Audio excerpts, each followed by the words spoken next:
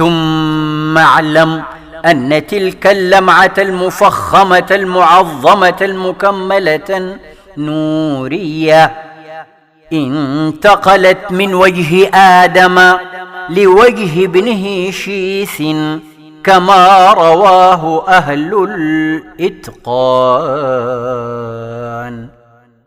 ولم تزل تنتقل إلى أن جاءت في جبهة عبد الله لسبوق العناية الأزلية، فوضعها في آمنة بنت وهب أم سيد العجم والعربان،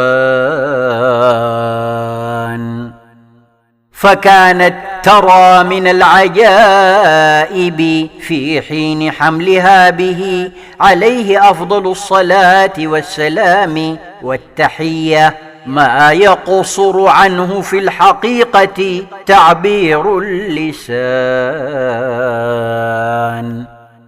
وناهيك بمن في بطنها الذي هو متعشقة به العوالم الملكية، ولم يبق شيء إلا وهو مناظر لبروز خير الصبيان.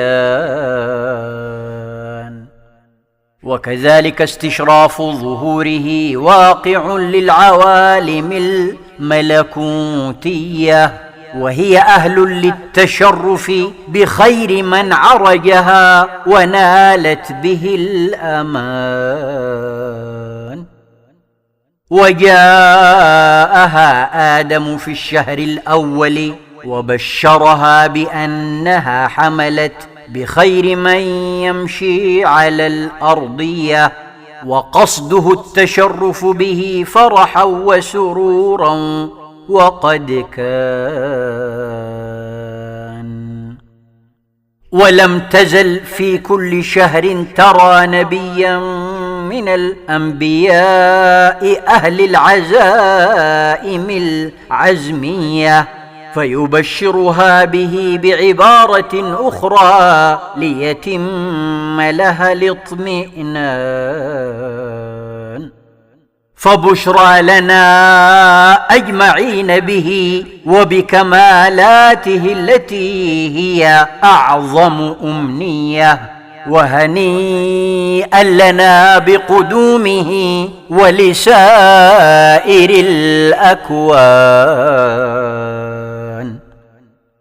فوالله إنها لمن أعظم الأوقات التي أعطيتها جميع البرية، إذ بانت به صلى الله عليه وسلم طرق الحق واضمحلت سبل الخسران. اللهم صل وسلم على الذات المحمدية، واغفر لنا ما يكون وما قد كان.